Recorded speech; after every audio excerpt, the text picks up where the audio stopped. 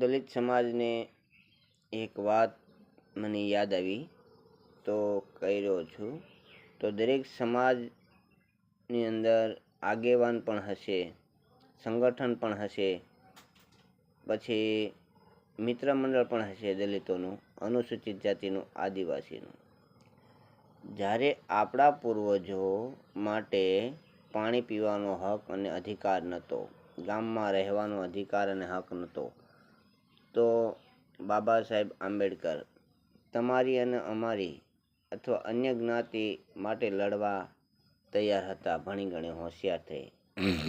તો બાબા સાહેબ આંબેડકર એવું જ સંવિધાન બનાવ્યું કે તમને અને મને હક મળ્યો, અધિકાર મળ્યો. પણ હજી ગુજરાત રાજ્યના અનેક ગામડાઓમાં દલિતોને મૂછ રાખવી અથવા કપડાં ઠાઠમાઠ પહેરવા અથવા સારું વર્તમાન કરવું અથવા અધિકારીઓ પદોની સાથે મળીને સંગઠન કરી આગળ વધવું, તે બધું લોકોને પેટમાં દુખે છે. તો સમાજ નથી જાગતી, એનું કારણ શું છે? બાબા સાહેબ એમ કહેતા, જ્યારે સંવિધાન લખતા ત્યારે કોઈએ પૂછેલું સંદેશ પેપરવાળાએ કે સાહેબ તમે કેમ જાગો છો? કે હું હજી જાગું છું એટલે કે મારો સમાજ સૂતો છે. તો હવે સૂતા ન રહ્યો. આ 21મી સદી નથી, કારણ કે આપણે અત્યારે આધુનિક યુગની અંદર જીવીએ છીએ. તો મારું તો મનમાં એક જ પ્રયત્ન ચાલુ છે કે આપણા દીકરા આપણી દીકરી ભલે મજૂરી કરો પણ એવા ભણાવો કે મામલતદાર હોવા જોઈએ, કલેક્ટર હોવા જોઈએ, એસપી ડીએસપી હોવા જોઈએ. કારણ કે એવા વ્યક્તિને એક ચાહના રાખો કે આપણે મજૂરી કરીએ છીએ, આપણે ગુલામ છીએ, પણ આવનારી પેઢીઓ તો આઝાદ જ થવાની છે. તો એવું તમે પ્રયત્ન કરો અને દરેક ગામની અંદર ગમે તે આપણી સમાજનો વ્યક્તિ ભણતો હોય, દીકરી હોય કે દીકરો હોય, એને સંગઠન કરી અને એને ફંડ ફાળો આપીને ભણાવો.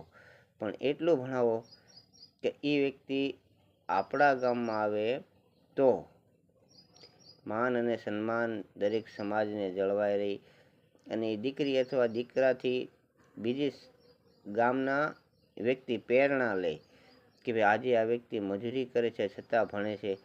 અને આપણી સમાજમાં તો એવું પણ છે, ઘણી સંસ્થાઓ પણ ભણાવવા માટે દીકરા દીકરીઓને આપે છે ડોનેશન. તો હું તો એમ કહું છું કે 100% ભણાવજો, કારણ કે જો ભણશે તો ગુલામમાંથી આઝાદ થશે. મારું તો એક જ ધ્યેય છે. હું દરેક સમાજને કહું છું, દારૂ પીતા હોય તો છોડી દો, જુગાર રમતા હોય તો છોડી દો, મહેનત કરો, મજૂરી કરો. અને આપણે કોઈ સમાજ હારે વિરોધ નથી, આપણે ખાલી કાયદાની હારે વિરોધ છે કે કાયદો હોવા છતાં બિનકાયદેસર કામ થતા અટકે. પણ ક્યારે અટકશે?